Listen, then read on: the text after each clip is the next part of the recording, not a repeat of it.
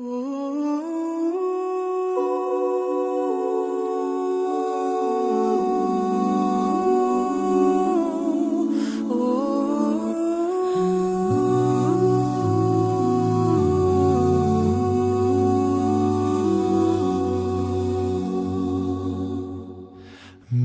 did you know that your baby boy would one day walk on water?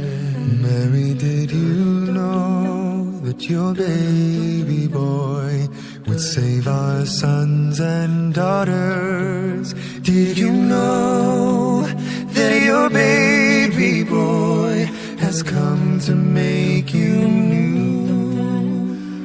This child that you delivered will soon deliver you. Mary, did you know that your baby boy will give sight to a blind man? Mary, did you know that your baby boy will calm the storm with his hand? Did you know that your baby boy has walked where angels trod? When you kiss your little baby, you kiss the face of God. Did you know? Mary, did you know? Mary, did you know?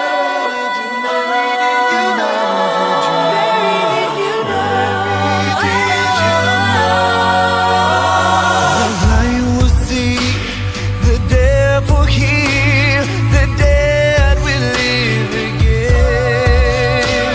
The lame will leap, the dumb will speak, the praises of the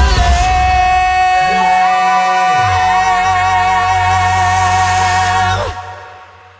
Mary, did you know that your baby boy is Lord of all creation? Mary, did you know that your baby boy would one day rule the nation? Did you know that your baby